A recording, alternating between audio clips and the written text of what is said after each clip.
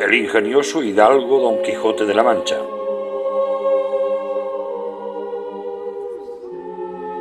Nuestra literatura. Literatura universal. Don Miguel de Cervantes Saavedra, autor del ingenioso hidalgo Don Quijote de la Mancha.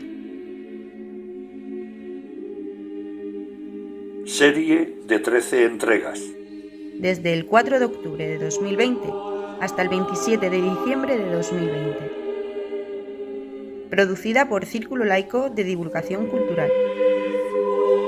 Publicada por Las Torres desde mi butaca.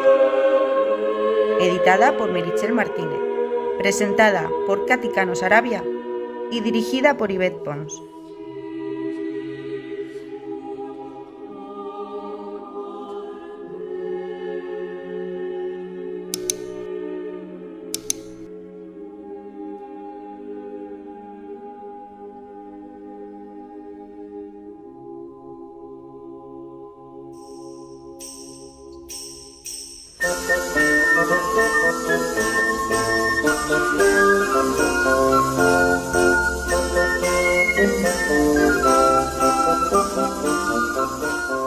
Bienvenidos a la tercera entrega del ingenioso hidalgo Don Quijote de la Mancha. Comentamos básicamente algunos de los pasajes de la vida de Don Miguel de Cervantes y Saavedra. Cuando en 1561 la corte regresó a Madrid, la familia Cervantes hizo lo propio, siempre a la espera de un cargo lucrativo. La inestabilidad familiar y los vaivenes azarosos de su padre, que en Valladolid fue encarcelado por deudas, determinaron que la formación intelectual de Miguel de Cervantes, aunque extensa, fuera más bien improvisada. Aún así, parece probable que frecuentara las universidades de Alcalá, de Henares y Salamanca, puesto que en sus textos aparecen copiosas descripciones de la picaresca estudiantil de la época. Y hasta aquí la breve presentación de la entrega de hoy. Pasamos al contenido.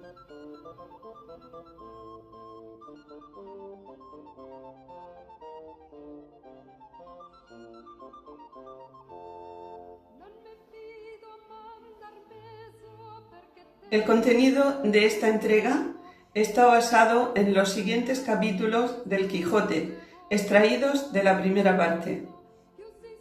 Capítulo 13, donde se da fin al cuento de la pastora Marcela con otros sucesos. Capítulo 14, donde se ponen los versos desesperados del difunto pastor con otros no esperados sucesos. Capítulo 15, donde se cuenta la desgraciada aventura que se topó Don Quijote en topar con unos desalmados yangüeses. Capítulo 16, de lo que sucedió al ingenioso hidalgo en la venta que él imaginaba ser castillo. Y capítulo 17, donde se prosiguen los innumerables trabajos que el bravo Don Quijote y su buen escudero Sancho Panza pasaron en la venta, que por su mal pensó que era castillo. Ahora les dejo con el contenido de audio, que tiene una duración aproximada de 90 minutos. Que la disfruten. En terminar la audición estaré de nuevo con ustedes. Hasta ahora.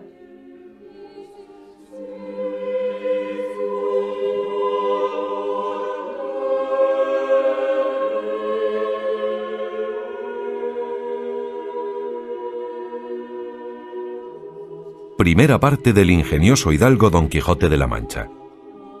Capítulo 13, donde se da fin al cuento de la pastora Marcela con otros sucesos.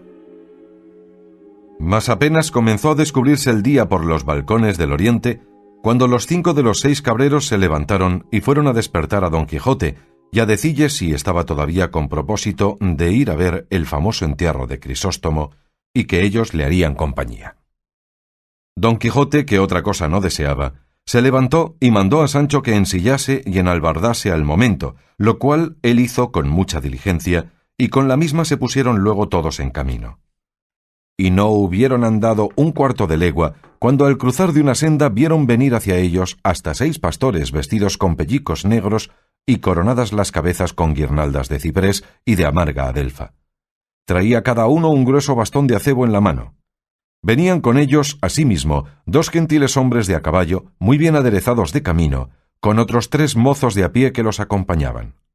En llegándose a juntar se saludaron cortésmente, y preguntándose los unos a los otros dónde iban, supieron que todos se encaminaban al lugar del entierro, y así comenzaron a caminar todos juntos. Uno de los de a caballo, hablando con su compañero, le dijo: «Paréceme, señor Vivaldo, que habemos de dar por bien empleada la tardanza que hiciéramos en ver este famoso entierro, que no podrá dejar de ser famoso según estos pastores nos han contado extrañezas así del muerto pastor como de la pastora homicida». «Así me lo parece a mí», respondió Vivaldo, «y no digo yo hacer tardanza de un día, pero de 4 la hiciera a trueco de verle». Preguntóles don Quijote qué era lo que habían oído de Marcela y Grisóstomo.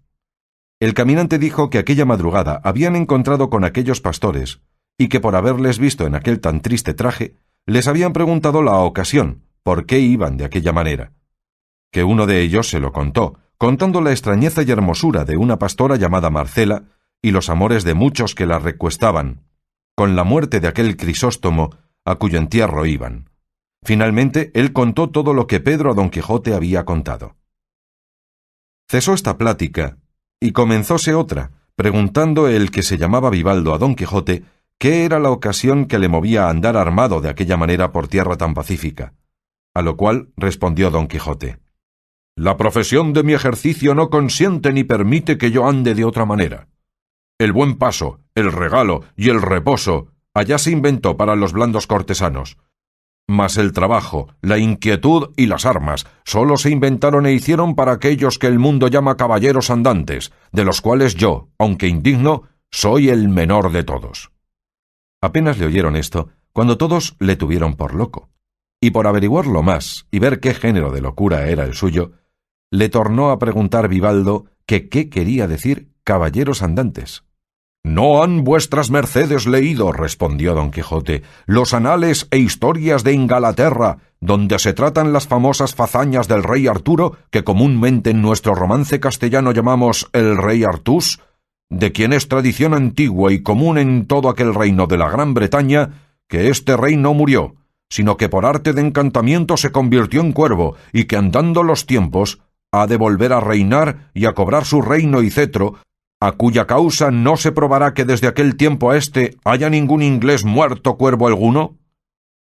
Pues en tiempo de este buen rey fue instituida aquella famosa orden de caballería de los caballeros de la tabla redonda, y pasaron sin faltar un punto los amores que allí se cuentan de don Lanzarote del Lago con la reina Ginebra, siendo medianera de ellos y sabidora aquella tan honrada dueña Quintañona, de donde nació aquel tan sabido romance y tan decantado en nuestra España de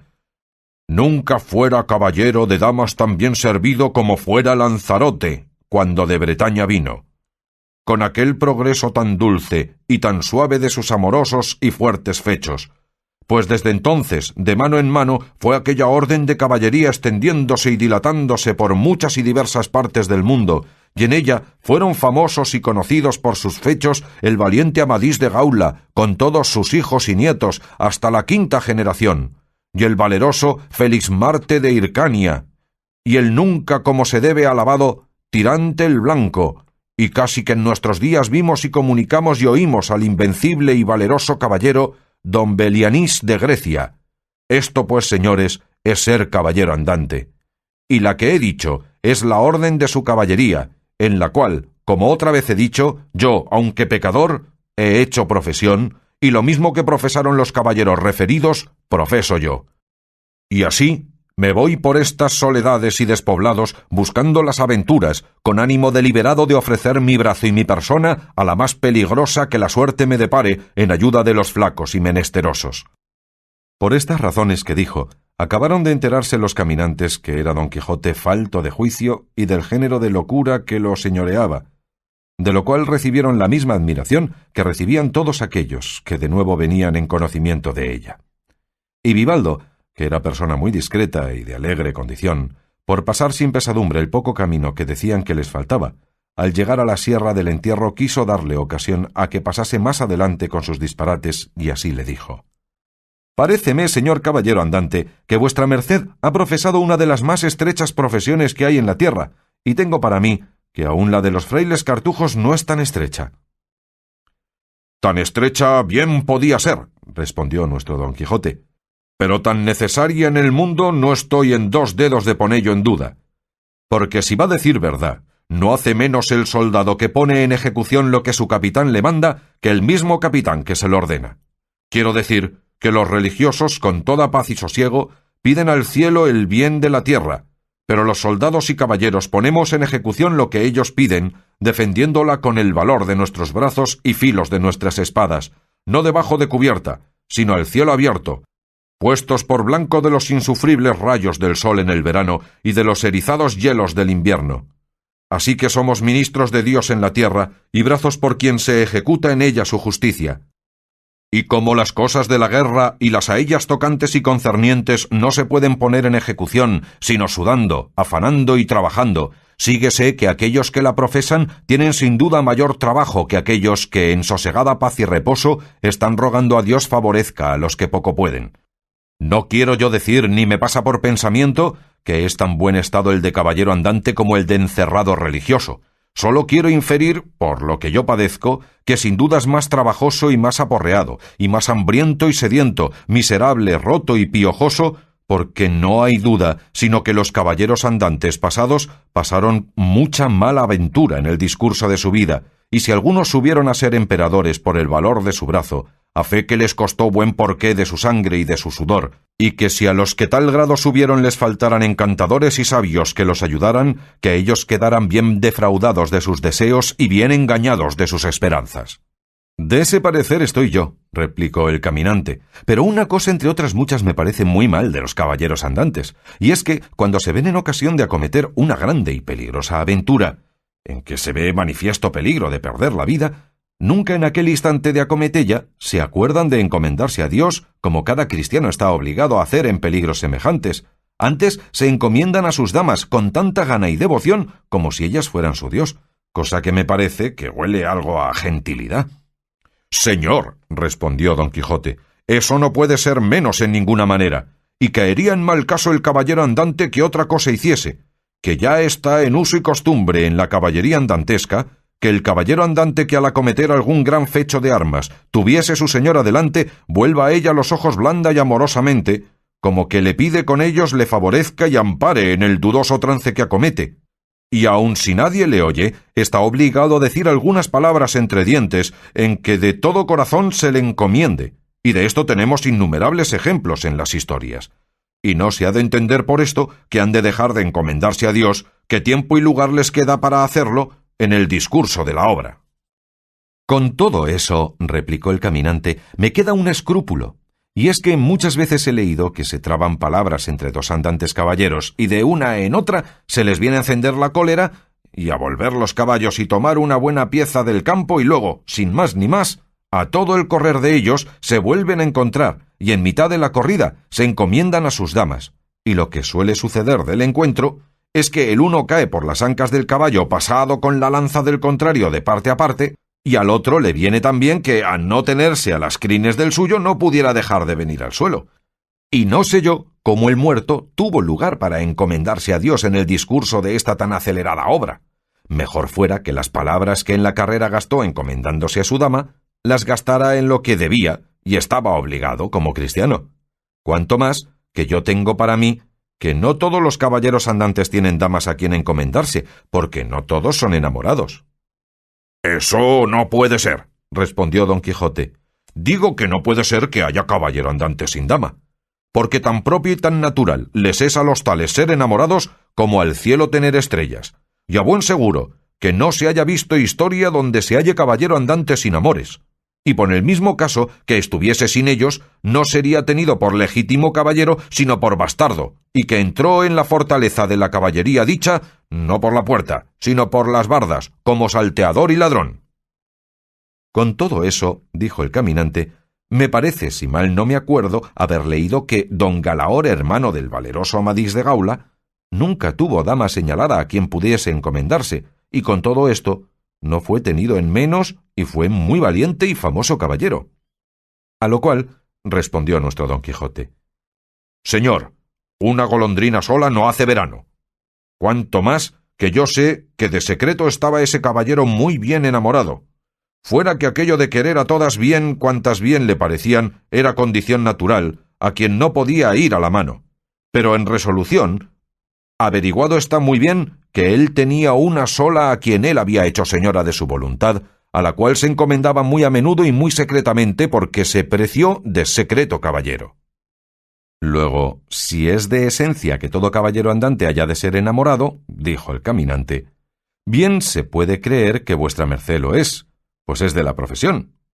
Y si es que vuestra merced no se precia de ser tan secreto como don Galaor, con las veras que puedo le suplico, en nombre de toda esta compañía y en el mío, nos diga el nombre, patria, calidad y hermosura de su dama, que ella se tendría por dichosa de que todo el mundo sepa que es querida y servida de un tal caballero como vuestra merced parece. Aquí dio un gran suspiro don Quijote y dijo: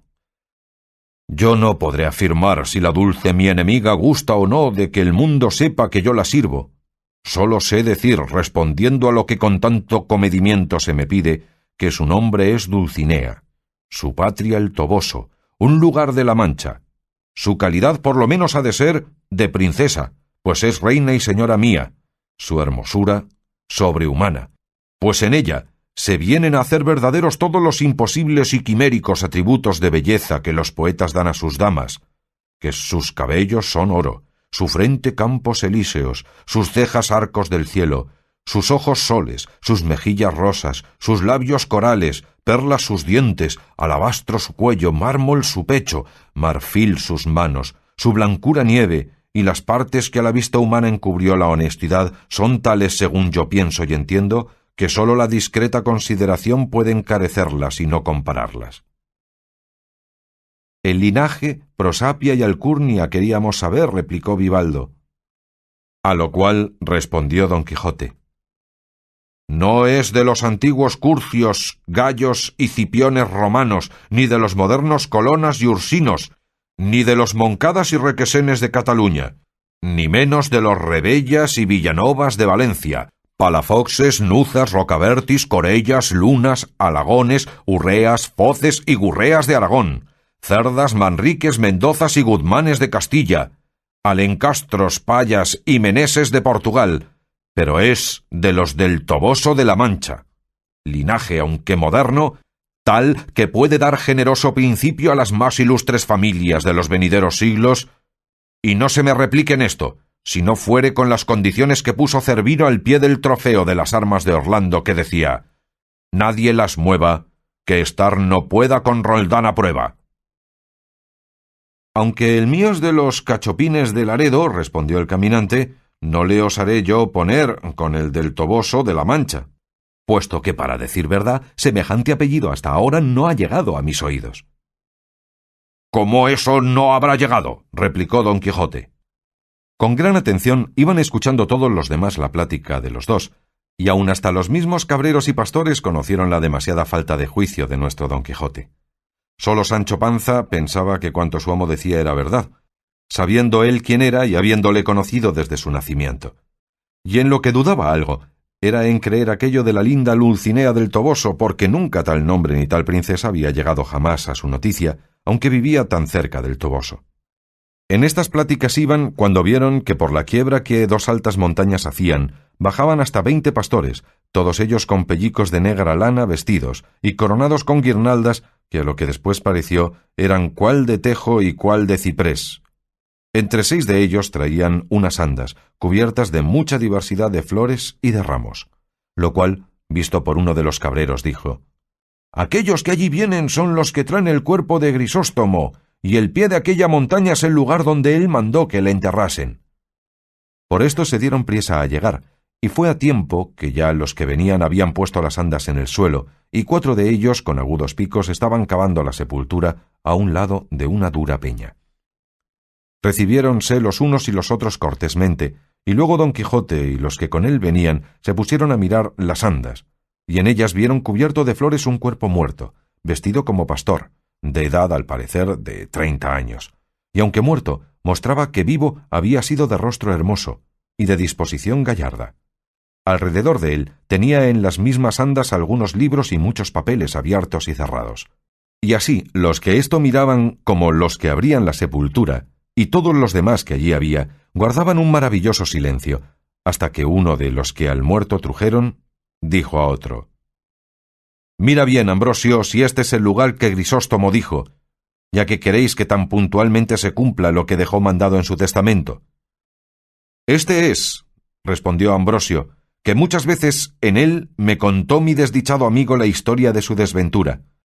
Allí me dijo él que vio la vez primera a aquella enemiga mortal del linaje humano, y allí fue también donde la primera vez le declaró su pensamiento tan honesto como enamorado, y allí fue la última vez donde Marcela le acabó de desengañar y desdeñar, de suerte que puso fin a la tragedia de su miserable vida, y aquí, en memoria de tantas desdichas, quiso él que le depositasen en las entrañas del eterno olvido». Y volviéndose a Don Quijote y a los caminantes, prosiguió diciendo: «Ese cuerpo, señores, que con piadosos ojos estáis mirando, fue depositario de un alma en quien el cielo puso infinita parte de sus riquezas. Ese es el cuerpo de Grisóstomo, que fue único en el ingenio, solo en la cortesía, extremo en la gentileza, fénix en la amistad, magnífico sin tasa, grave sin presunción, alegre sin bajeza, y finalmente primero en todo lo que es ser bueno, y segundo en todo lo que fue ser desdichado. Quiso bien, fue aborrecido. Adoró, fue desdeñado. Rogó una fiera, importunó a un mármol. Corrió tras el viento, dio voces a la soledad. Sirvió la ingratitud, de quien alcanzó por premio ser despojos de la muerte en la mitad de la carrera de su vida, a la cual dio fin una pastora, a quien él procuraba eternizar para que viviera en la memoria de las gentes, cual lo pudieran mostrar bien esos papeles que estáis mirando, si él no me hubiera mandado que los entregara al fuego en habiendo enterrado su cuerpo a la tierra. De mayor rigor y crueldad usaréis vos con ellos, dijo Vivaldo,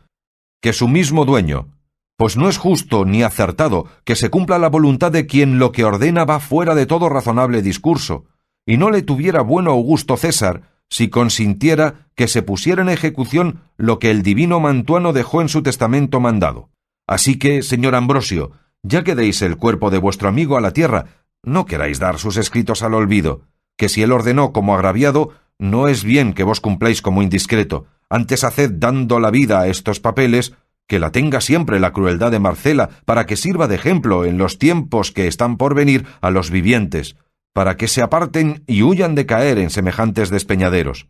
Que ya sé yo, y los que aquí venimos, la historia de este vuestro enamorado y desesperado amigo, y sabemos la amistad vuestra y la ocasión de su muerte, y lo que dejó mandado al acabar de la vida, de la cual lamentable historia se puede sacar cuánto haya sido la crueldad de Marcela, el amor de Grisóstomo, la fe de la amistad vuestra, con el paradero que tienen los que a rienda suelta corren por la senda que el desvariado amor delante de los ojos les pone. Anoche supimos la muerte de Grisóstomo y que en este lugar había de ser enterrado, y así, de curiosidad y de lástima, dejamos nuestro derecho viaje y acordamos de venir a ver con los ojos lo que tanto nos había lastimado en oíllo. Y en pago de esta lástima y del deseo que en nosotros nació de remedialla si pudiéramos, te rogamos, oh discreto Ambrosio, a lo menos yo te lo suplico de mi parte, que dejando de abrasar estos papeles me dejes llevar algunos de ellos. Y sin aguardar que el pastor respondiese, alargó la mano y tomó algunos de los que más cerca estaban, viendo lo cual Ambrosio dijo: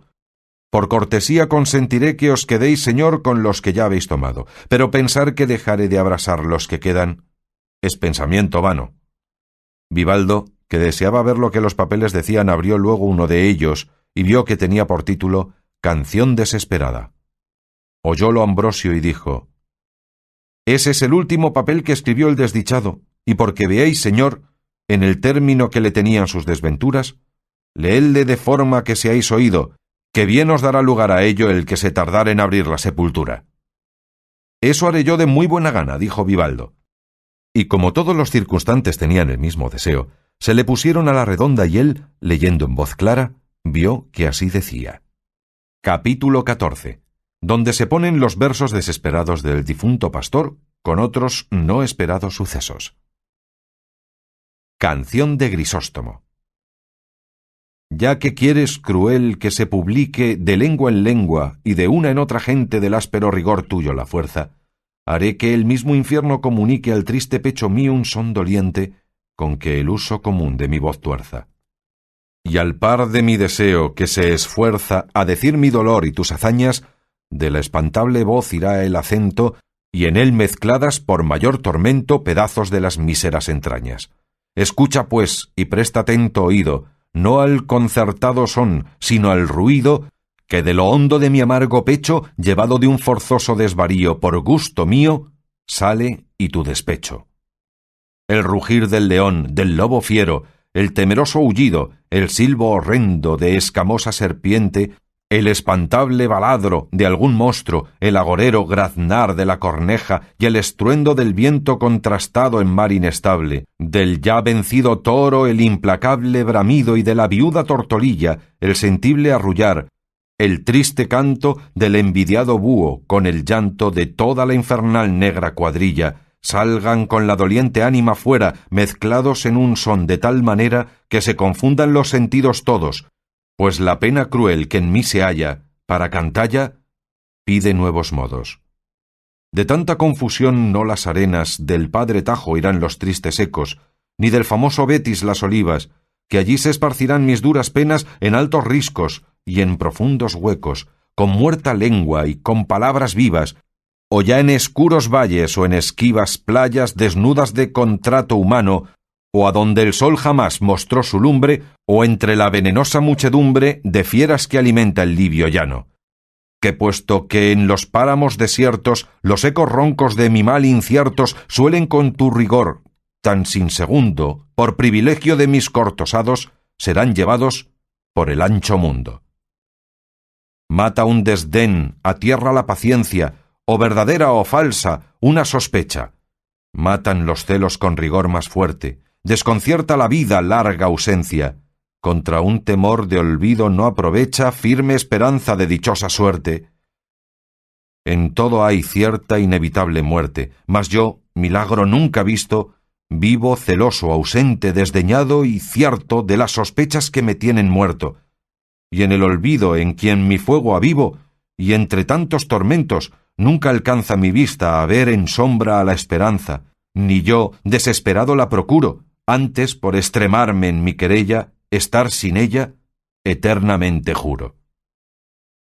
¿Puédese por ventura en un instante esperar y temer, o es bien hacello, siendo las causas del temor más ciertas? Tengo, si el duro celo está delante, de cerrar estos ojos, si he de vello por 1000 heridas en el alma abiertas. ¿Quién no abrirá de par en par las puertas a la desconfianza cuando mira descubierto el desdén y las sospechas, oh amarga conversión, verdades hechas, y la limpia verdad vuelta en mentira? Oh, en el reino de amor, fieros tiranos celos, ponedme un hierro en estas manos, dame desdén una torcida soga, mas ay de mí, que con cruel victoria vuestra memoria el sufrimiento ahoga. Yo muero, en fin, y porque nunca espere buen suceso en la muerte ni en la vida, pertinaz estaré en mi fantasía. Diré que va acertado el que bien quiere, y que es más libre el alma más rendida a la de amor, antigua tiranía. Diré que la enemiga siempre mía, hermosa el alma como el cuerpo tiene, y que su olvido de mi culpa nace, y que en fe de los males que nos hace, amor su imperio en justa paz mantiene. Y con esta opinión y un duro lazo, acelerando el miserable plazo a quien han conducido sus desdenes, ofreceré a los vientos cuerpo y alma, sin lauro o palma, de futuros bienes. Tú, que con tantas sinrazones muestras la razón que me fuerza a que la haga a la cansada vida que aborrezco,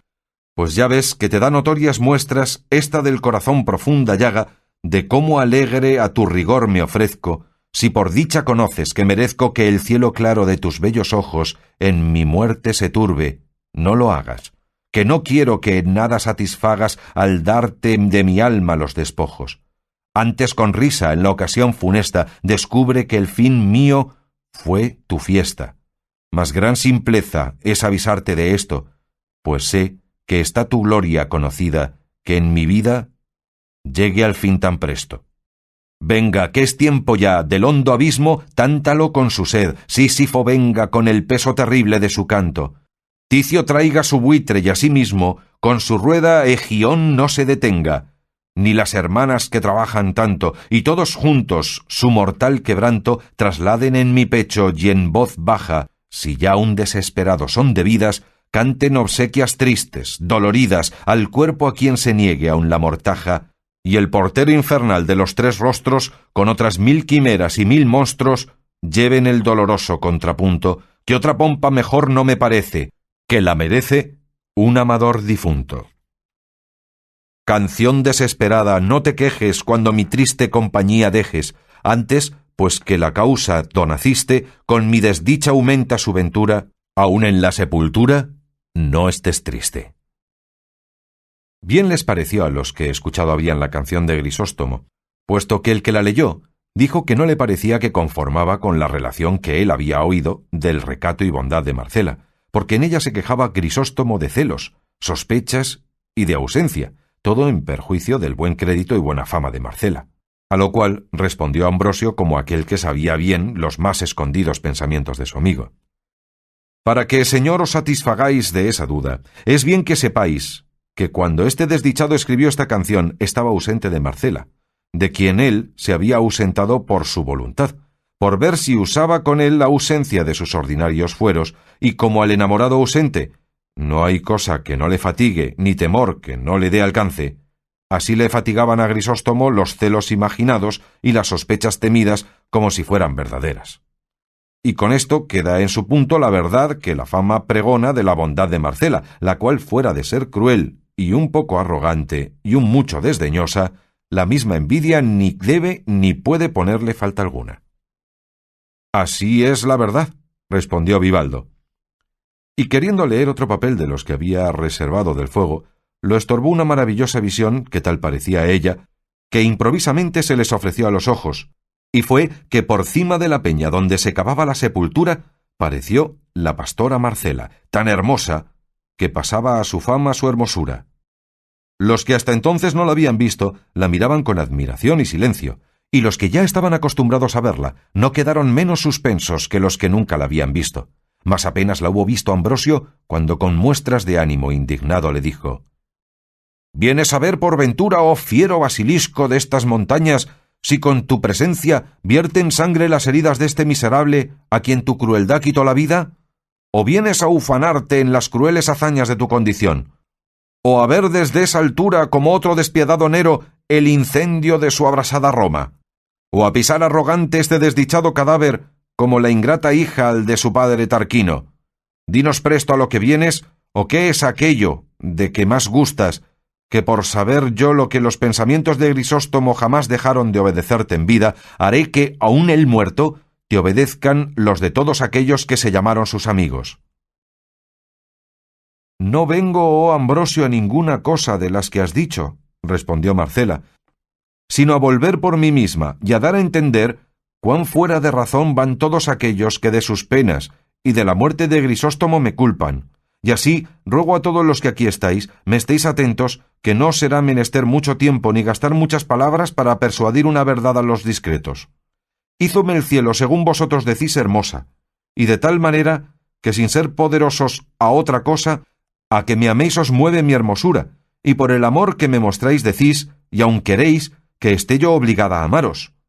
Yo conozco con el natural entendimiento que Dios me ha dado que todo lo hermoso es amable, mas no alcanzo que por razón de ser amado esté obligado lo que es amado por hermoso a amar a quien le ama.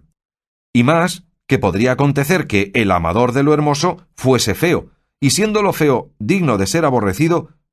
cae muy mal el decir «quiérote por hermosa», Hasme de amar aunque sea feo. Pero puesto caso que corran igualmente las hermosuras,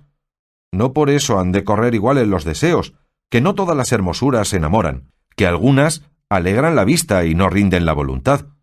que si todas las bellezas enamorasen y rindiesen, sería un andar las voluntades confusas y descaminadas sin saber en cuál habían de parar, porque siendo infinitos los sujetos hermosos, infinitos habían de ser los deseos. Y según yo he oído decir, el verdadero amor no se divide, y ha de ser voluntario y no forzoso. Siendo esto así, como yo creo que lo es, ¿por qué queréis que rinda mi voluntad por fuerza, obligada no más de que decís que me queréis bien? Si no, decidme, si como el cielo me hizo hermosa me hiciera fea, ¿fuera justo que me quejara de vosotros porque no me amábades? Cuánto más que habéis de considerar que yo no escogí la hermosura que tengo, que tal cual es el cielo me la dio de gracia sin yo pedilla ni escogella. Y así como la víbora no merece ser culpada por la ponzoña que tiene, puesto que con ella mata, por habérsela dado naturaleza, tampoco yo merezco ser reprendida por ser hermosa, que la hermosura en la mujer honesta es como el fuego apartado o como la espada aguda, que ni él quema ni ella corta a quien ellos no se acerca.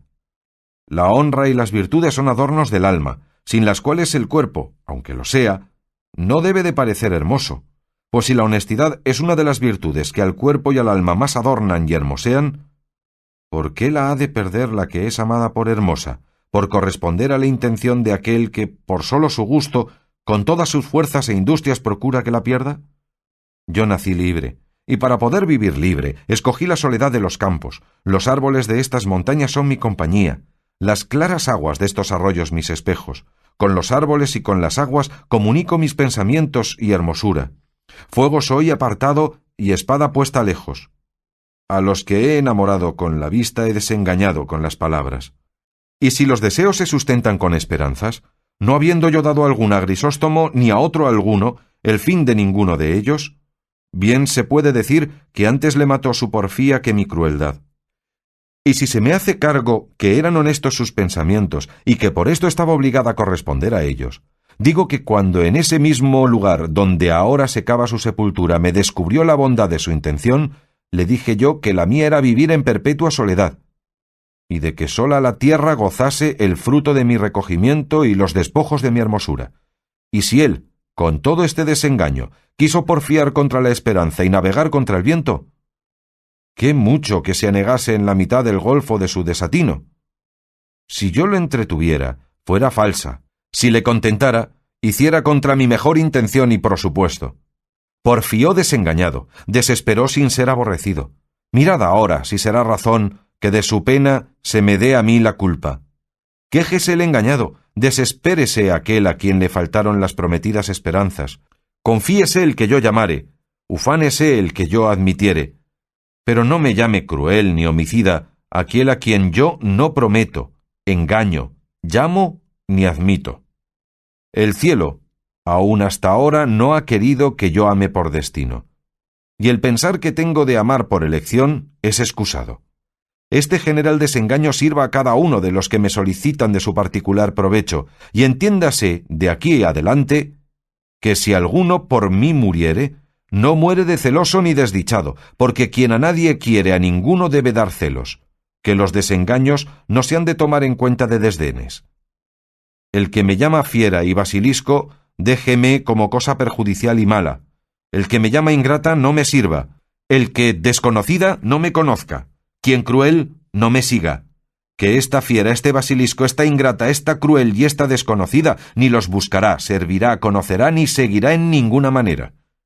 Que si a Grisóstomo mató su impaciencia y arrojado deseo, ¿por qué se ha de culpar mi honesto proceder y recato? Si yo conservo mi limpieza con la compañía de los árboles, ¿por qué ha de querer que la pierda el que quiere que la tenga con los hombres? Yo, como sabéis, tengo riquezas propias, y no codicio las ajenas. Tengo libre condición, y no gusto de sujetarme. Ni quiero ni aborrezco a nadie, no engaño a éste ni solicito a aquel. Ni burlo con uno ni me entretengo con el otro. La conversación honesta de las zagalas de estas aldeas y el cuidado de mis cabras me entretiene. Tienen mis deseos por término estas montañas, y si de aquí salen, es a contemplar la hermosura del cielo, pasos con que camina el alma a su morada primera. Y en diciendo esto, sin querer oír respuesta alguna, volvió las espaldas y se entró por lo más cerrado de un monte que allí cerca estaba, dejando admirados tanto de su discreción como de su hermosura a todos los que allí estaban. Y algunos dieron muestras de aquellos que de la poderosa flecha de los rayos de sus bellos ojos estaban heridos, de quererla seguir, sin aprovecharse del manifiesto desengaño que habían oído. Lo cual, visto por Don Quijote, pareciéndole que allí venía bien usar de su caballería, socorriendo a las doncellas menesterosas, puesta la mano en el puño de su espada, en altas e inteligibles voces, dijo: «Ninguna persona, de cualquier estado y condición que sea, se atreva a seguir a la hermosa Marcela so pena de caer en la furiosa indignación mía. Ella ha mostrado con claras y suficientes razones la poca o ninguna culpa que ha tenido en la muerte de Grisóstomo y cuán ajena vive de condescender con los deseos de ninguno de sus amantes, a cuya causa es justo que en lugar de ser seguida y perseguida, sea honrada y estimada de todos los buenos del mundo, pues muestra que en él ella es sola la que con tan honesta intención vive». O ya que fuese por las amenazas de Don Quijote, o porque Ambrosio les dijo que concluyesen con lo que a su buen amigo debían, ninguno de los pastores se movió ni apartó de allí, hasta que acabada la sepultura y abrasados los papeles de Grisóstomo, pusieron su cuerpo en ella, no sin muchas lágrimas de los circunstantes. Cerraron la sepultura con una gruesa peña, en tanto que se acababa una losa, que según Ambrosio dijo, pensaban mandar hacer con un epitafio que había de decir de esta manera: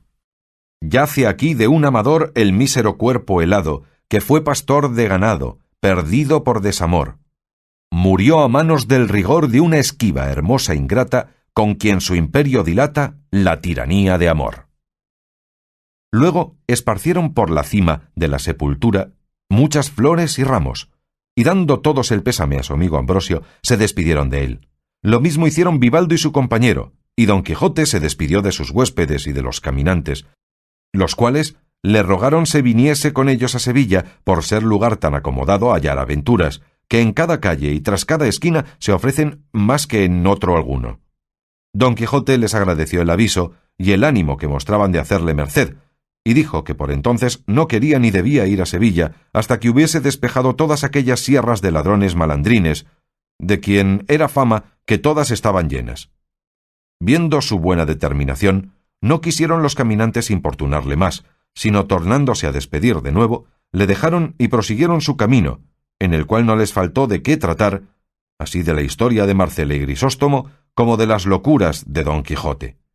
el cual determinó de ir a buscar a la pastora Marcela y ofrecerle todo lo que él podía en su servicio. Mas no le avino como él pensaba, según se cuenta en el discurso de esta verdadera historia, dando aquí fin la segunda parte.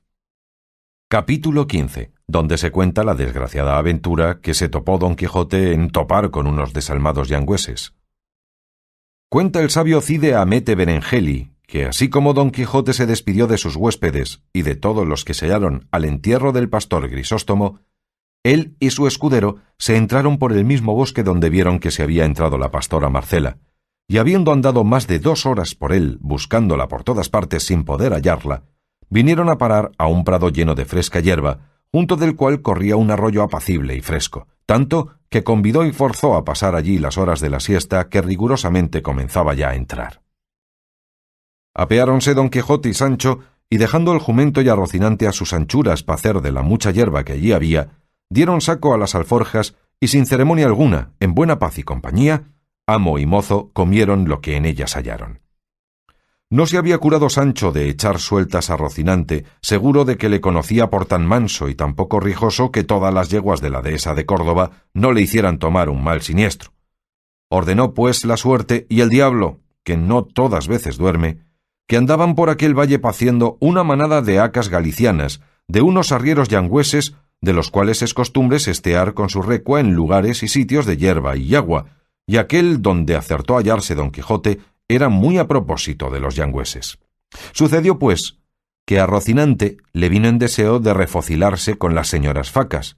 y saliendo así como las olió de su natural paso y costumbre, sin pedir licencia a su dueño, tomó un trotico algo picadillo y se fue a comunicar su necesidad con ellas. Mas ellas, que a lo que pareció debían de tener más gana de pacer que de al, recibiéronle con las herraduras y con los dientes, de tal manera que a poco espacio se le rompieron las cinchas y quedó sin silla en pelota. Pero lo que él debió más de sentir fue que, viendo los arrieros la fuerza que a sus yeguas se les hacía, acudieron con estacas y tantos palos le dieron que le derribaron malparado en el suelo. Ya en esto Don Quijote y Sancho, que la paliza de Rocinante habían visto, llegaban y jadeando, y dijo Don Quijote a Sancho: «A lo que yo veo, amigo Sancho, estos no son caballeros, sino gente soez y de baja ralea. Dígolo porque bien me puedes ayudar a tomar la debida venganza del agravio que delante de nuestros ojos se le ha hecho a Rocinante». «¿Qué diablos de venganza hemos de tomar?», respondió Sancho, «si estos son más de 20 y nosotros no más de 2, y aun quizá nosotros sino 1 y medio». «Yo valgo por 100», replicó Don Quijote, y sin hacer más discursos echó mano a su espada y arremetió a los yangüeses, y lo mismo hizo Sancho Panza, incitado y movido del ejemplo de su amo, y a las primeras dio Don Quijote una cuchillada a uno que le abrió un sayo de cuero de que venía vestido con gran parte de la espalda. Los yangüeses, que se vieron maltratar de aquellos 2 hombres solos, siendo ellos tantos, acudieron a sus estacas y, cogiendo a los 2 en medio, comenzaron a menudear sobre ellos con grande ahínco y vehemencia. Verdad es que al segundo toque dieron con Sancho en el suelo, y lo mismo le vino a Don Quijote, sin que le valiese su destreza y buen ánimo, y quiso su ventura que viniese a caer a los pies de Rocinante, que aún no se había levantado, donde se echa de ver la furia con que machacan estacas puestas en manos rústicas y enojadas. Viendo pues los yangüeses el mal recado que habían hecho, con la mayor presteza que pudieron cargaron su recua y siguieron su camino, dejando a los 2 aventureros de mala traza y de peor talante. El primero que se resintió fue Sancho Panza, y hallándose junto a su señor con voz enferma y lastimada dijo: «Señor Don Quijote, señor Don Quijote». «¿Qué quieres, Sancho hermano?», respondió Don Quijote con el mismo tono afeminado y doliente que Sancho. «Querría, si fuese posible», respondió Sancho Panza, «que vuestra merced me diese 2 tragos de aquella bebida del feo Blas, si es que la tiene vuestra merced ahí a mano. Quizás será de provecho para los quebrantamientos de huesos como lo es para las feridas». «Pues a tenella yo aquí, desgraciado yo, ¿qué nos faltaba?», respondió Don Quijote. «Mas yo te juro, Sancho Panza, que a fe de caballero andante, que antes que pasen 2 días y la fortuna no ordena otra cosa, la tengo de tener en mi poder, o mal me han de andar las manos». «Pues, ¿en cuántos le parece a vuestra merced que podremos mover los pies?», replicó Sancho Panza. «De mí sé decir», dijo el molido caballero Don Quijote, «que no sabré poner término a esos días, mas yo me tengo la culpa de todo, que no había de poner mano a la espada contra hombres que no fuesen armados caballeros como yo, y así creo que en pena de haber pasado las leyes de la caballería ha permitido el Dios de las batallas que se me diese este castigo. Por lo cual, Sancho Panza, conviene que estés advertido en esto que ahora te diré, porque importa mucho a la salud de entrambos. Y es que cuando veas que semejante canalla nos hace algún agravio, no aguardes a que yo ponga mano a la espada para ellos, porque no lo haré en ninguna manera, sino pon tu mano a tu espada y castígalos muy a tu sabor. Que si en su ayuda y defensa acudieren caballeros, yo te sabré defender y ofendellos con todo mi poder, que ya habrás visto por 1000 señales y experiencias hasta a dónde se extiende el valor de este mi fuerte brazo». Tal quedó de arrogante el pobre señor con el vencimiento del valiente vizcaíno, mas no le pareció tan bien a Sancho Panza el aviso de su amo que dejase de responder diciendo: «Señor, yo soy hombre pacífico, manso, sosegado, y sé disimular cualquier injuria, porque tengo mujer y hijos que sustentar y criar. Así que séale a vuestra merced también aviso, pues no puede ser mandato, que en ninguna manera pondré mano a la espada, ni contra villano ni contra caballero, y que desde aquí para adelante de Dios perdono cuantos agravios me han hecho y han de hacer, ora me los haya hecho, haga o haya de hacer persona alta o baja, rico o pobre, hidalgo o pechero, sin exceptar estado ni condición alguna». Lo cual, oído por su amo, le respondió: Quisiera tener aliento para poder hablar un poco descansado y que el dolor que tengo en esta costilla se aplacara tanto cuanto para darte a entender, Panza, en el error en que estás.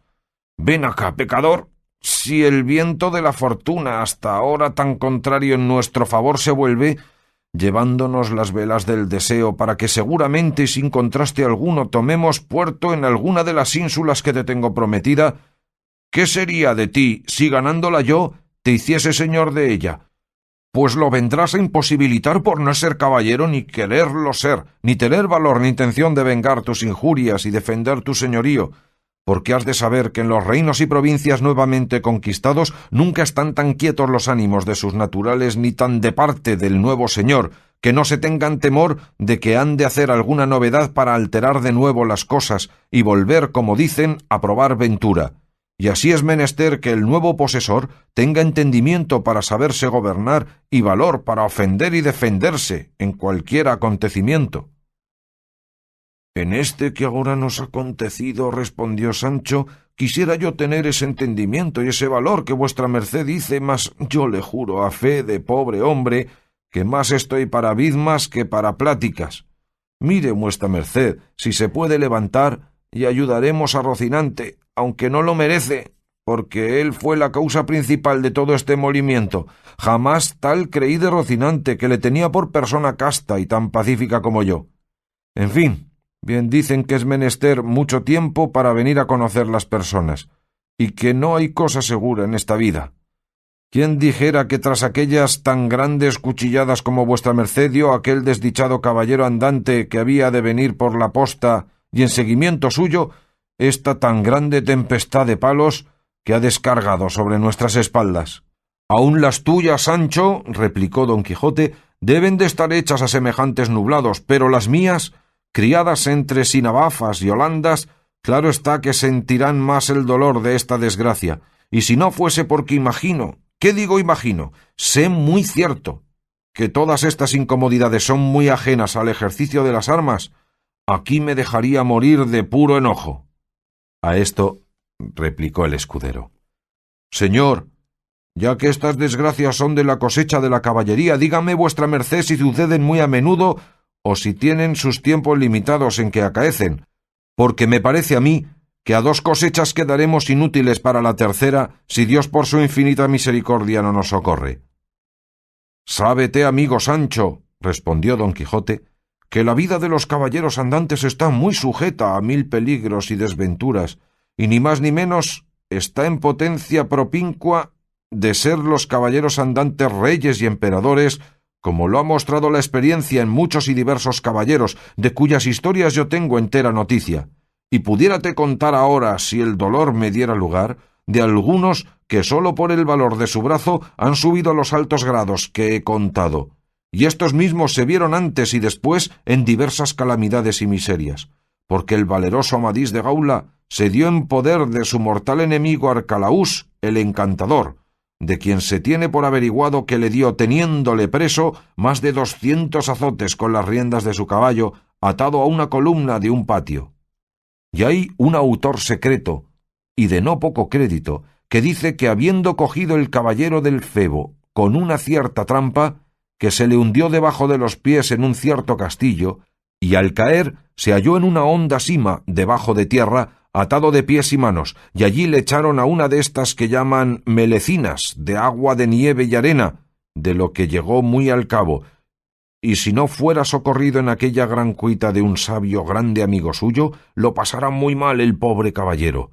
Y así que bien puedo yo pasar entre tanta buena gente, que mayores afrentas son las que éstos pasaron, que no las que ahora nosotros pasamos. Porque quiero hacerte sabidor, Sancho, que no afrentan las heridas que se dan con los instrumentos que acaso se hallan en las manos, y esto está en la ley del duelo, escrito por palabras expresas, que si el zapatero da a otro con la horma que tiene en la mano, puesto que verdaderamente es de palo, no por eso se dirá que quede apaleado aquel a quien dio con ella. Digo esto porque no pienses que puesto que quedamos de esta pendencia molidos, quedamos afrentados, porque las armas que aquellos hombres traían, con que nos machacaron, no eran otras que sus estacas, y ninguno de ellos, a lo que se me acuerda, tenía estoque, espada ni puñal. No me dieron a mí lugar, respondió Sancho, a que mirasen tanto, porque apenas puse mano a mi tizona cuando me santiguaron los hombros con sus pinos, de manera que me quitaron la vista de los ojos y la fuerza de los pies, dando conmigo a donde ahora llago, y a donde no me da pena alguna el pensar si fue afrenta o no lo de los estacazos, como me la da el dolor de los golpes, que me han de quedar tan impresos en la memoria como en las espaldas.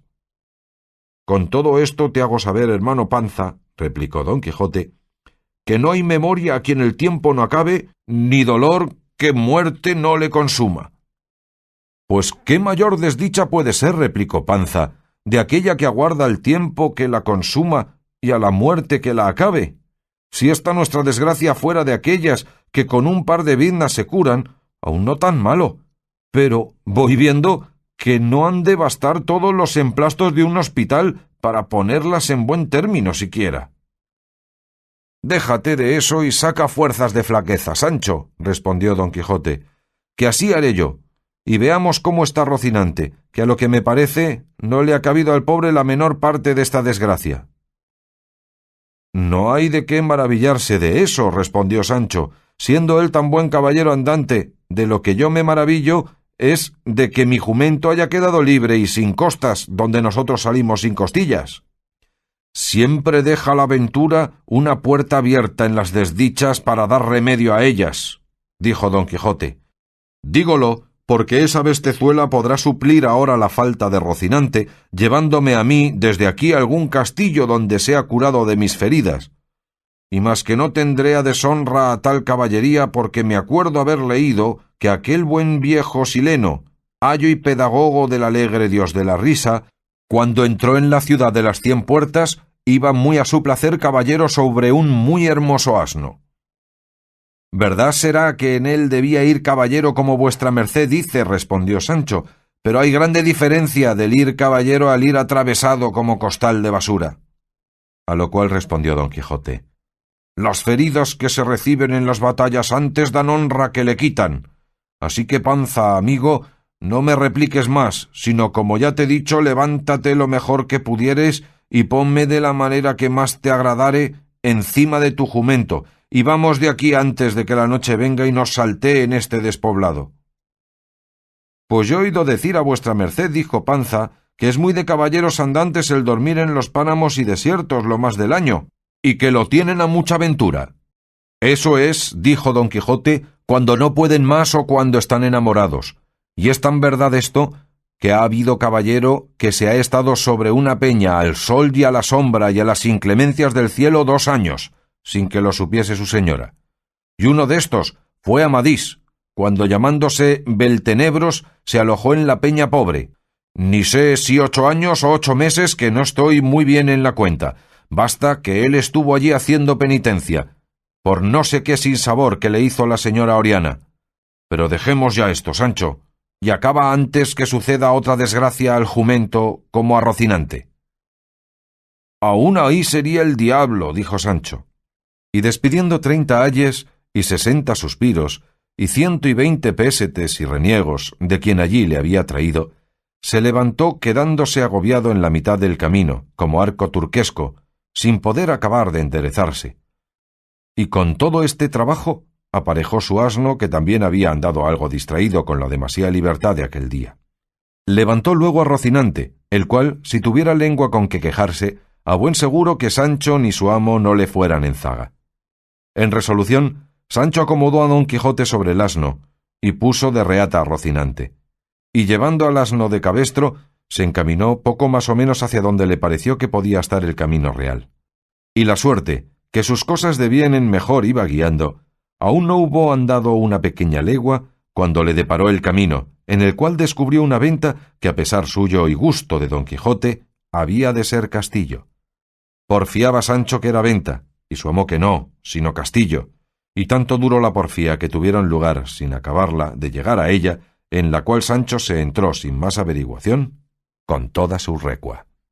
Capítulo 16. De lo que le sucedió al ingenioso hidalgo en la venta que él se imaginaba ser castillo. El ventero que vio a Don Quijote atravesado en el asno preguntó a Sancho qué mal traía. Sancho le respondió que no era nada, sino que había dado una caída de una peña abajo y que venía algo brumada las costillas. Tenía el ventero por mujer a una no de la condición que suelen tener las de semejante trato, porque naturalmente era caritativa y se dolía de las calamidades de sus prójimos, y así acudió luego a curar a Don Quijote, y hizo que una hija suya doncella, muchacha y de muy buen parecer, le ayudase a curar a su huésped.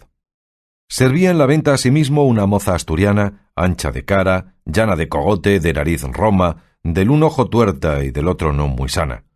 Verdad es que la gallardía del cuerpo suplía las demás faltas. No tenía 7 palmos de los pies a la cabeza, y las espaldas, que algún tanto le cargaban, la hacían mirar al suelo más de lo que ella quisiera.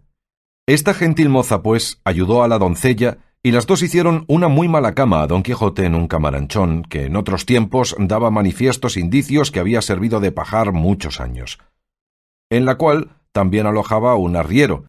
que tenía su cama hecha un poco más allá de la de nuestro Don Quijote, y, aunque era de las enjalmas y mantas de sus machos, hacía mucha ventaja a la de Don Quijote, que sólo contenía 4 mal lisas tablas sobre 2 no muy iguales bancos y un colchón que en lo sutil parecía colcha, lleno de bodoques que a no mostrar que eran de lana por algunas roturas, al tiento en la dureza semejaban de guijarro, y 2 sábanas hechas de cuero de adarga, y una frazada cuyos hilos, si se quisieran contar, no se perdiera uno solo de la cuenta. En esta maldita cama se acostó Don Quijote, y luego la ventera y su hija le emplastaron de arriba abajo, alumbrándoles Maritornes, que así se llamaba la asturiana, y como al bizmalle viese la ventera tan acardenalado a partes a Don Quijote, dijo que aquello más parecían golpes que caída. No fueron golpes, dijo Sancho, sino que la peña tenía muchos picos y tropezones, y que cada uno había hecho su cardenal. Y también le dijo, haga vuestra merced, señora, de manera que queden algunas estopas, que no faltará quien las haya menester, que también me duelen a mí un poco los lomos. De esa manera, respondió la ventera, también debisteis vos de caer. No caí, dijo Sancho Panza, sino que del sobresalto que tomé de ver caer a mi amo, de tal manera me duele a mí el cuerpo que me parece que me han dado 1000 palos. Bien podrá ser eso, dijo la doncella, que a mí me ha acontecido muchas veces soñar que caía de una torre abajo y que nunca acababa de llegar al suelo, y cuando despertaba del suelo hallarme tan molida y quebrantada como si verdaderamente hubiera caído.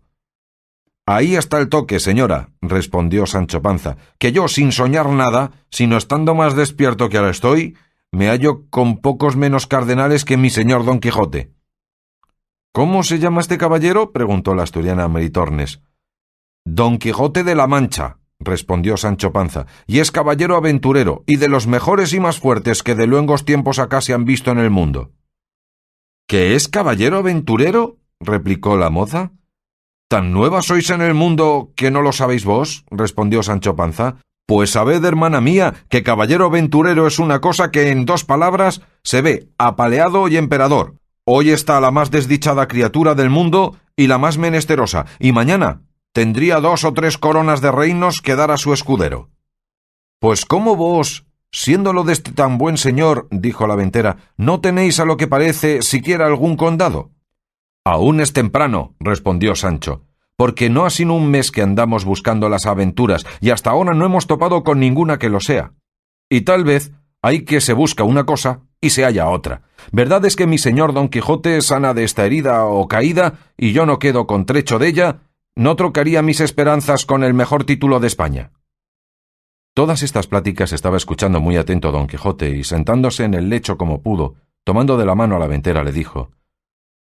Creedme, fermosa señora, que os podéis llamar venturosa por haber alojado en este vuestro castillo a mi persona, que es tal, que si yo no la alabo, es por lo que suele decirse que la alabanza propia envilece, pero mi escudero os dirá quién soy. Solo os digo que tendré eternamente escrito en mi memoria el servicio que me habedes fecho, para agradecéroslo mientras la vida me durare, y pluguiera los altos cielos que el amor no me tuviera tan rendido y tan sujeto a sus leyes, y los ojos de aquella hermosa ingrata que digo entre mis dientes, que los de esta fermosa doncella fueran señores de mi libertad. Confusas estaban la ventera y su hija y la buena de Maritornes oyendo las razones del andante caballero, que así las entendían como si hablara en griego, aunque bien alcanzaron que todas se encaminaban a ofrecimiento y requiebros, y como no usadas a semejante lenguaje, mirábanle y admirábanse, y parecíales otro hombre de los que se usaban. Y agradeciéndole con venteriles razones sus ofrecimientos, le dejaron, y la asturiana Maritornes curó a Sancho, que no menos lo había menester que su amo. Había el arriero concertado con ella que aquella noche se refocilarían juntos, y ella le había dado su palabra de que, en estando sosegados los huéspedes y durmiendo sus amos, le iría a buscar y satisfacerle el gusto en cuanto le mandase. Y cuéntase de esta buena moza que jamás dio semejantes palabras que no las cumpliese, aunque las diese en un monte y sin testigo alguno, porque presumía muy hidalga y no tenía por afrenta estar en aquel ejercicio de servir en la venta, porque decía ella que desgracias y malos sucesos la habían traído a aquel estado. El duro, estrecho, apocado y fementido lecho de Don Quijote estaba primero en mitad de aquel estrellado establo, y luego, junto a él, hizo el suyo Sancho, que sólo contenía una estera de Enea y una manta, que antes mostraba ser de angeo tundido que de lana. Sucedía a estos dos lechos el del arriero, fabricado, como se ha dicho, de las enjalmas y de todo el adorno de los dos mejores mulos que traía, aunque eran 12, lucios, gordos y famosos, porque era uno de los ricos arrieros de Arévalo, según lo dice el autor de esta historia, que de este arriero hace particular mención porque le conocía muy bien, y aun quieren decir que era algo pariente suyo. Fuera de que Cide Mahamate Benengeli fue historiador muy curioso y muy puntual en todas las cosas, y échase bien de ver, pues las que quedan referidas con ser tan mínimas y tan rateras, no las quiso pasar en silencio, de donde podrán tomar ejemplo los historiadores graves, que nos cuentan las acciones tan corta y sucintamente que apenas nos llegan a los labios, dejándose en el tintero ya por descuido, por malicia o ignorancia, lo más sustancial de la obra. Bien haya mil veces el autor de Tablante de Ricamonte y aquel del otro libro donde se cuentan los hechos del conde Tomillas, y con qué puntualidad lo describen todo. Digo, pues, que después de haber visitado el arriero a su recua y dádole el segundo pienso, se tendió en sus enjalmas y se dio a esperar a su puntualísima Maritornes. Ya estaba Sancho bizmado y acostado, y aunque procuraba dormir, no lo consentía el dolor de sus costillas. Y Don Quijote, con el dolor de las suyas, tenía los ojos abiertos como liebre. Toda la venta estaba en silencio, y en toda ella no había otra luz que la que daba una lámpara que colgada en medio del portal ardía. Esta maravillosa quietud y los pensamientos que siempre nuestro caballero traía de los sucesos que a cada paso se cuentan en los libros autores de su desgracia,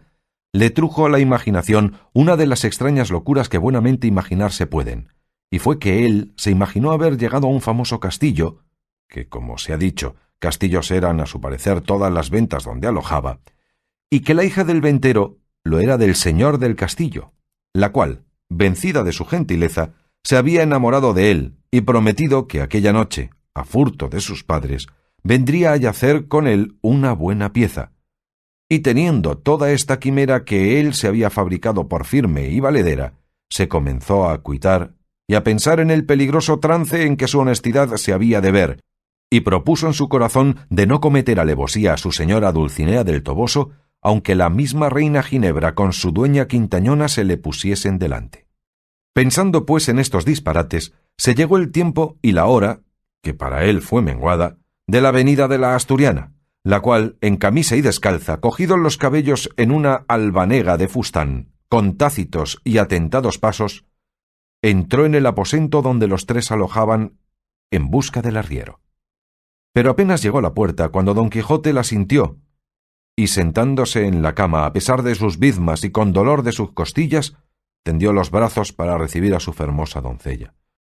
La asturiana, que toda recogida y callando iba con las manos delante buscando a su querido, topó con los brazos de Don Quijote, el cual la asió fuertemente de una muñeca, y tirándola hacia sí, sin que ella osase hablar palabra, la hizo sentar sobre la cama. Tentóle luego la camisa, y aunque ella era de arpillera, a él le pareció ser de finísimo y delgado cendal. Traían las muñecas unas cuentas de vidrio, pero a él le dieron vislumbres de preciosas perlas orientales. Los cabellos, que en alguna manera tiraban a crines, él los marcó por hebras de lucidísimo oro de Arabia, cuyo resplandor al del mismísimo sol oscurecía, y el aliento, que sin duda alguna olía a ensalada, fiambre y trasnochada, a él le pareció que arrojaba de su boca un olor suave y aromático, y finalmente él la pintó en su imaginación de la misma traza y modo lo que había leído en sus libros de la otra princesa que vino a ver el malferido caballero vencida de sus amores, con todos los adornos que aquí van puestos. Y era tanta la ceguedad del pobre hidalgo que el tacto, ni el aliento, ni otras cosas que traía en sí la buena doncella no le desengañaban, las cuales pudieran hacer vomitar a otro que no fuera arriero. Antes le parecía que tenía entre sus brazos a la diosa de la hermosura, y teniéndola bien asida, con voz amorosa y baja, le comenzó a decir: «Quisiera hallarme en términos, fermosa y alta señora, de poder pagar tamaña merced como la que, con la vista de vuestra gran fermosura, me habedes fecho. Pero ha querido la fortuna, que no se cansa de perseguir a los buenos, ponerme en este lecho, donde yago tan molido y quebrantado, que aunque de mi voluntad quisiera satisfacer a la vuestra, fuera imposible. Y más, que se añade a esta imposibilidad otra mayor, que es la prometida fe que tengo dada a la sin par Dulcinea del Toboso, única señora de mis más escondidos pensamientos, que si esto no hubiera de por medio, no fuera yo tan sandio caballero que dejara pasar en blanco la venturosa ocasión que vuestra gran bondad me ha puesto». Maritornes estaba acongojadísima y trasudando de verse tan asida de Don Quijote, y sin entender ni estar atenta a las razones que le decía, procuraba sin hablar palabra desasirse. El bueno del arriero, a quien tenían despiertos sus malos deseos, desde el punto que entró su coima por la puerta, la sintió, estuvo atentamente escuchando todo lo que Don Quijote decía, y celoso de que la asturiana le hubiese faltado la palabra por otro, se fue llegando más al lecho de Don Quijote, y estúvose quedo hasta ver en qué paraban aquellas razones que él no podía entender. Pero como vio que la moza forcejaba por desasirse, y Don Quijote trabajaba por tenella, pareciéndole mal la burla, enarboló el brazo en alto y descargó tan terrible puñada sobre las estrechas quijadas del enamorado caballero que le bañó toda la boca en sangre, y no contento con esto, se le subió encima de las costillas y con los pies más que de trote se las paseó todas de cabo a cabo. El lecho, que era un poco endeble y de no firmes fundamentos, no pudiendo sufrir la añadidura del arriero, dio consigo en el suelo, a cuyo gran ruido despertó el ventero, y luego imaginó que debían de ser pendencias de Maritornes, porque, habiéndola llamado a voces, no respondía. Con esta sospecha se levantó y, encendiendo un candil, se fue hacia donde había sentido la pelaza. La moza, viendo que su amo venía y que era de condición terrible, toda medrosica y alborotada, se acogió a la cama de Sancho Panza, que aún dormía, y allí se acurrucó y se hizo un ovillo. El ventero entró diciendo: «¿A dónde estás, puta? A buen seguro que son tus cosas estas». En esto despertó Sancho y, sintiendo aquel bulto casi encima de sí, pensó que tenía la pesadilla y comenzó a dar puñadas a una y otra parte, y entre otras alcanzó con no sé cuántas a Maritornes, la cual, sentida de dolor, echando a rodar la honestidad, dio el retorno a Sancho con tantas que a su despecho le quitó el sueño, el cual, viéndose tratar de aquella manera y sin saber de quién, alzándose como pudo, se abrazó con Maritornes y comenzaron entre los dos la más reñida y graciosa escaramuza del mundo. Viendo pues el arriero a la lumbre del candil del ventero cuál andaba su dama, dejando a Don Quijote, acudió a dalle el socorro necesario. Lo mismo hizo el ventero, pero con intención diferente, porque fue a castigar a la moza, creyendo sin duda que ella sola era la ocasión de toda aquella armonía. Y así como suele decirse, el gato al rato, el rato a la cuerda al palo, daba el arriero a Sancho, Sancho a la moza, moza a él, el ventero a la moza, y todos menudeaban con tanta priesa que no se daban punto de reposo. Y fue lo bueno que al ventero se le apagó el candil, y como quedaron a escuras, dábanse tan sin compasión todos a bulto que a doquiera que ponían la mano no dejaban cosa sana. ¿Alojaba acaso aquella noche en la venta un cuadrillero de los que llaman de la Santa Hermandad Vieja de Toledo, el cual, oyendo a sí mismo el extraño estruendo de la pelea, asió de su media vara y de la caja de lata de sus títulos y entró escuras en el aposento diciendo: «¡Ténganse a la justicia! ¡Ténganse a la Santa Hermandad!». Y el primero con quien topó fue con el apuñado de Don Quijote, que estaba en su derribado lecho tendido boca arriba sin sentido alguno, y echándole a tiento mano a las barbas no cesaba de decir: «¡Favor a la justicia! pero viendo que el que tenía asido no se bullía ni meneaba, se dio a entender que estaba muerto, y que los que allí dentro estaban eran sus matadores, y con esta sospecha reforzó la voz diciendo: «¡Ciérrese la puerta de la venta! ¡Miren, no se vaya nadie, que han muerto aquí a un hombre!». Esta voz sobresaltó a todos, y cada cual dejó la pendencia en el grado que le tomó la voz. Retiróse el ventero a su aposento, el arriero a sus enjalmas, la moza a su rancho. Solos los desventurados Don Quijote y Sancho no se pudieron mover de donde estaban. Soltó en esto el cuadrillero la barba de Don Quijote y salió a buscar luz para buscar y prender los delincuentes, mas no la halló, porque el ventero de industria había muerto la lámpara cuando se retiró a su estancia, y fuele forzoso acudir a la chimenea, donde con mucho trabajo y tiempo encendió el cuadrillero otro candil. Capítulo 17. Donde se prosiguen los innumerables trabajos que el bravo Don Quijote y su buen escudero Sancho Panza pasaron en la venta que por su mal pensó que era castillo.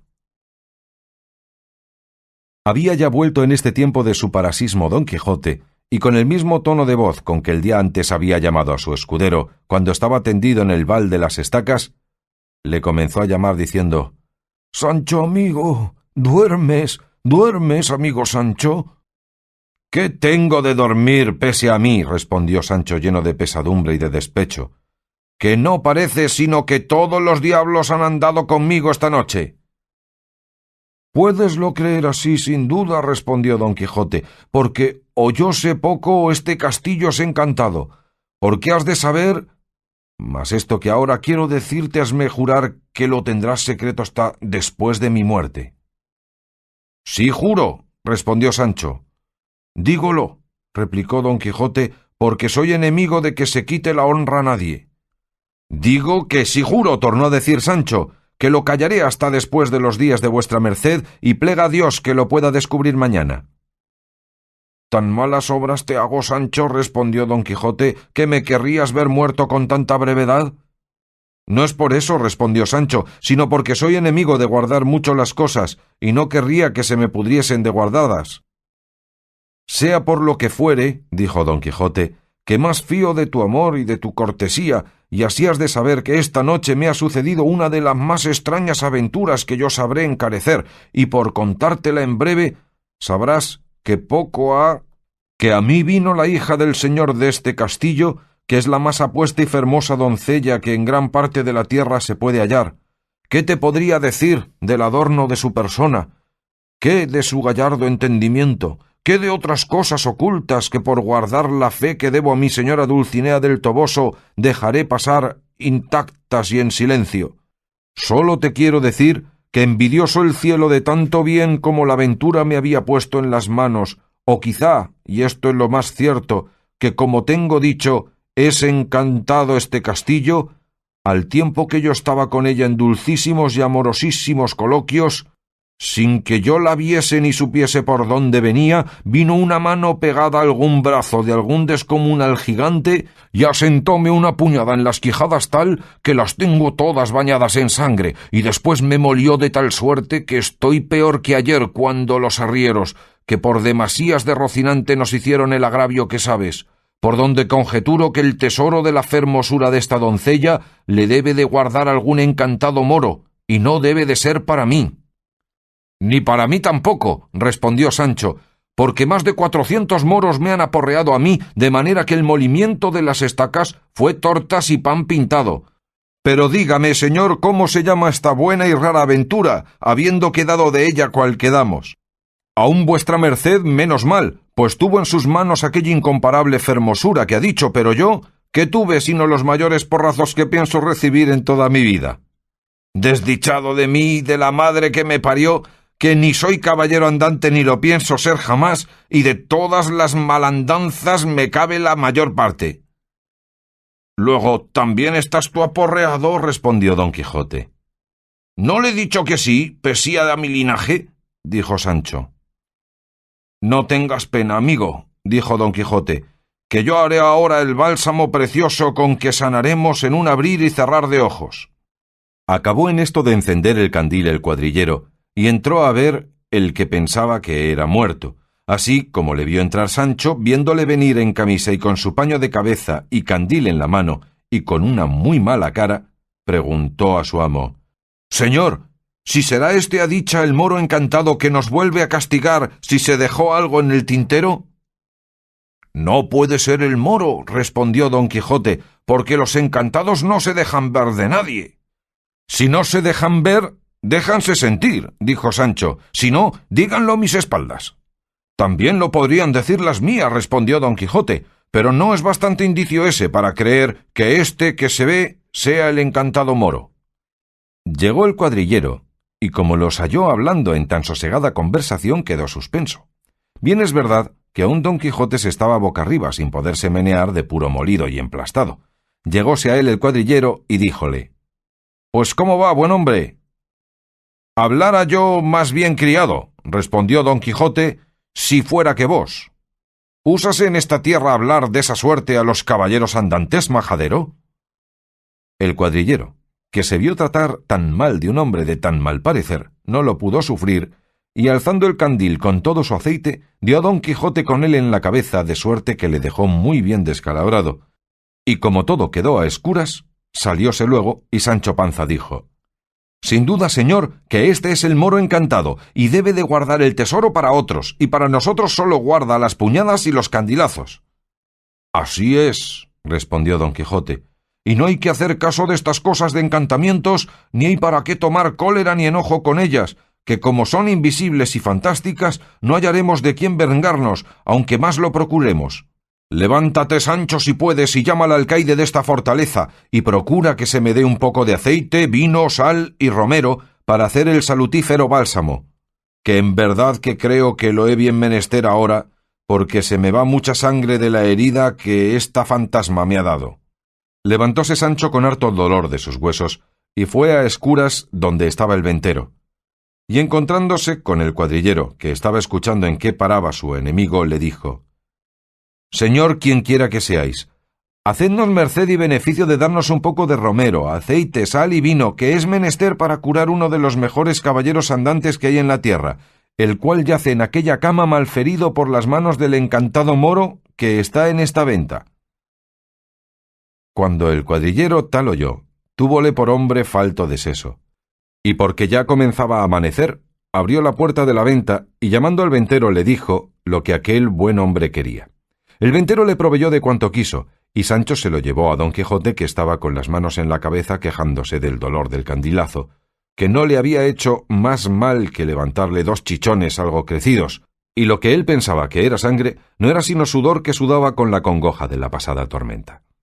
En resolución, él tomó sus simples, de los cuales hizo un compuesto, mezclándolos todos y cociéndolos un buen espacio, hasta que le pareció que estaban en su punto. Pidió luego alguna redoma para echallo, y como no hubo en la venta, se resolvió de ponello en una alcuza o aceitera de hoja de lata, de quien el ventero le hizo grata donación.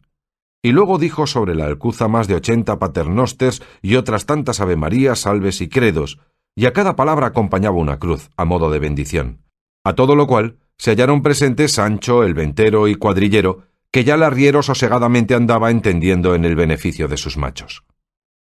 Hecho esto, quiso él mismo hacer luego la experiencia de la virtud de aquel precioso bálsamo que él se imaginaba, y así se bebió de lo que no pudo caber en la alcuza y quedaba en la olla donde se había cocido casi media azumbre, y apenas lo acabó de beber cuando comenzó a vomitar de manera que no le quedó cosa en el estómago. Y con las ansias y agitación del vómito le dio un sudor copiosísimo, por lo cual mandó que le arropasen y le dejasen solo. Hiciéronlo así, y quedóse dormido más de 3 horas, al cabo de las cuales despertó, y se sintió aliviadísimo del cuerpo y en tal manera mejor de su quebrantamiento, que se tuvo por sano, y verdaderamente creyó que había acertado con el bálsamo de Fierabrás, y que con aquel remedio podía acometer desde allí en adelante sin temor alguno cualesquiera ruinas, batallas y pendencias por peligrosas que fuesen. Sancho Panza, que también tuvo a milagro la mejoría de su amo, le rogó que le diese a él lo que quedaba en la olla, que no era poca cantidad. Concedióselo don Quijote, y él, tomándola a 2 manos, con buena fe y mejor talante, se la echó a pechos y envasó bien poco menos que su amo.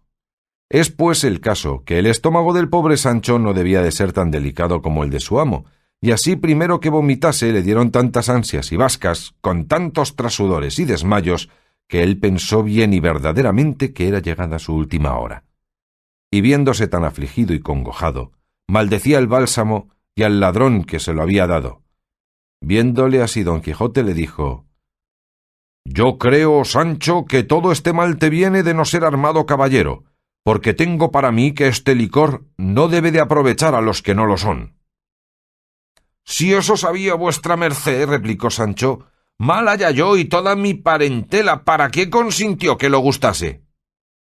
En esto hizo su operación el brebaje, y comenzó el pobre escudero a desaguarse por entrambas canales, con tanta priesa, que la estera de Enea sobre quien se había vuelto a echar, ni la manta de Angeo con que se cubría,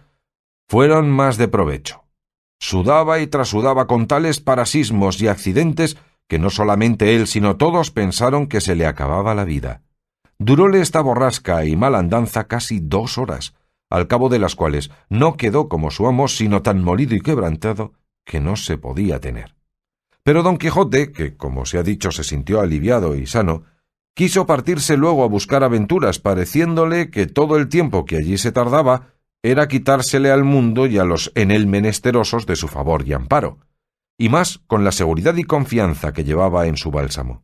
Y así, forzado de este deseo, él mismo ensilló a Rocinante y enalbardó al jumento de su escudero, a quien también ayudó a vestir y a subir al asno.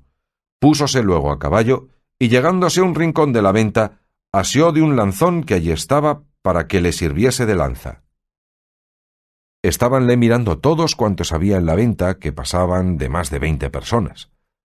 Mirábale también la hija del ventero, y él también no quitaba los ojos de ella, y de cuando en cuando arrojaba un suspiro, que parecía que le arrancaba de lo profundo de sus entrañas, y todos pensaban que debía de ser el dolor que sentía en las costillas, a lo menos pensábanlo aquellos que la noche antes le habían visto bizmar. Ya que estuvieron los dos a caballo, puesto a la puerta de la venta, llamó al ventero y con voz muy reposada y grave le dijo: «Muchas y muy grandes son las mercedes, señor alcaide, que en este vuestro castillo he recibido,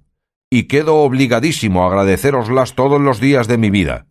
Si os las puedo pagar en haceros vengado de algún soberbio que os haya fecho algún agravio, sabed que mi oficio no es otro sino valer a los que poco pueden y vengar a los que reciben tuertos y castigar alevosías. Recorred vuestra memoria, y si halláis alguna cosa de este jaez que encomendarme, no hay sino decilla, que yo os prometo, por la orden de caballero que recibí, de faceros satisfecho y pagado a toda vuestra voluntad». El ventero le respondió con el mismo sosiego: «Señor caballero, yo no tengo necesidad de que vuestra merced me vengue ningún agravio, porque yo sé tomar la venganza que me parece cuando se me hacen. Solo he menester que vuestra merced me pague el gasto que esta noche ha hecho en la venta, así de la paja y cebada de sus 2 bestias como de la cena y camas». «Luego, ¿venta es esta?», replicó don Quijote. «Y muy honrada», respondió el ventero. «Engañado he vivido hasta aquí», respondió don Quijote, «que en verdad pensé que era castillo y no malo.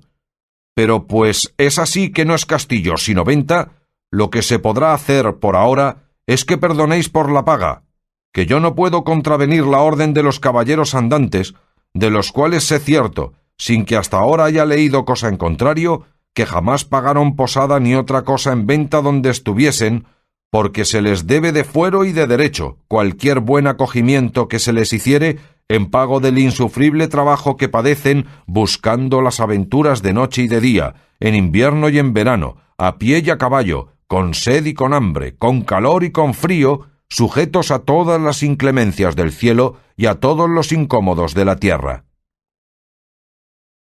«Poco tengo yo que ver en eso», respondió el ventero. «Págueseme lo que se debe, y dejémonos de cuentos ni de caballerías, que yo no tengo cuenta con otra cosa que con cobrar mi hacienda». «Vos sois un sandio y mal hostalero», respondió don Quijote.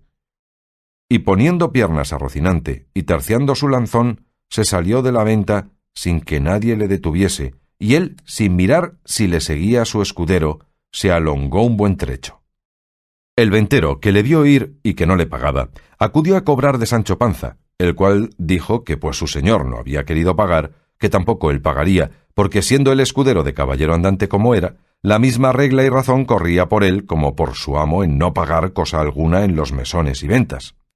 Amohinóse mucho de esto el ventero, y amenazóle que si no le pagaba, que lo cobraría de modo que le pesase.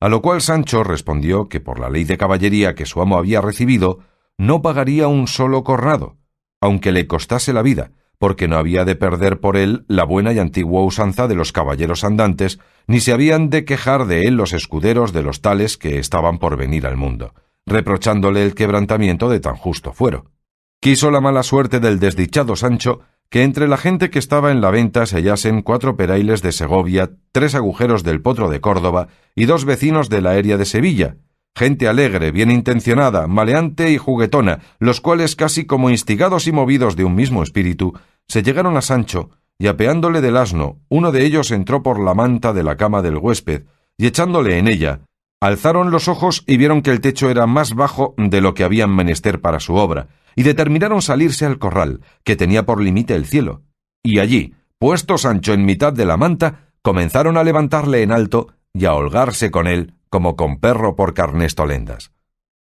Las voces que el mísero manteado daba fueron tantas que llegaron a los oídos de su amo, el cual, deteniéndose a escuchar atentamente, creyó que alguna nueva aventura le venía, hasta que claramente conoció que el que gritaba era su escudero, y volviendo las riendas con un penado galope, llegó a la venta, y hallándola cerrada, la rodeó para ver si hallaba por dónde entrar, pero no hubo llegado a las paredes del corral, que no eran muy altas, cuando vio el mal juego que se le hacía a su escudero. Vióle bajar y subir por el aire con tanta gracia y presteza, que si la cólera le dejara, tengo para mí que se riera.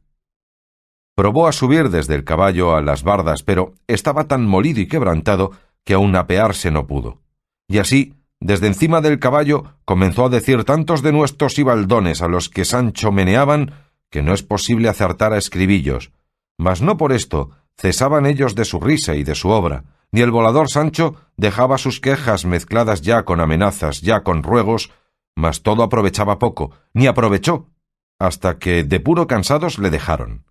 Trujéronle allí su asno, y subiéndole encima, le arroparon con su gabán, y la compasiva de Maritornes, viéndole tan fatigado, le pareció ser bien socorrelle con un jarro de agua, y así se le trujo del pozo, por ser más frío. Tomóle Sancho, y llevándole a la boca, separó las voces que su amo le daba, diciendo: «Hijo Sancho, no bebas agua, hijo, no la bebas, que te matará. ¿Ves? Aquí tengo el santísimo bálsamo», y enseñábale la alcuza del brebaje, «que con 2 gotas que de él bebas sanarás sin duda». A estas voces volvió Sancho los ojos, como de través, y dijo con otras mayores: «Por dicha se le ha olvidado a vuestra merced cómo yo no soy caballero, o quiere que acabe de vomitar las entrañas que me quedaron de anoche. Guárdese su licor con todos los diablos y déjeme a mí». Y el acabar de decir esto, y el comenzar a beber, todo fue uno, mas como al primer trago vio que era agua, no quiso pasar adelante, y rogó a Maritornes que se le trujese de vino. Y así lo hizo ella de muy buena voluntad, y lo pagó de su mismo dinero, porque en efecto se dice de ella que aunque estaba en aquel trato, tenía unas sombras y lejos de cristiana. Así como bebió Sancho, dio de los carcaños a su asno, y abriéndole la puerta de la venta de par en par, se salió de ella, muy contento de no haber pagado nada, y de haber salido con su intención, aunque había sido a costa de sus acostumbrados fiadores, que eran sus espaldas. Verdad es que el ventero se quedó con sus alforjas en pago de lo que se le debía, mas Sancho no las echó de menos, según salió turbado. Quiso el ventero atrancar bien la puerta, así como le vio fuera, mas no lo consintieron los manteadores, que era gente que, aunque Don Quijote fuera verdaderamente de los caballeros andantes de la tabla redonda, no le estimaran en 2 ardites.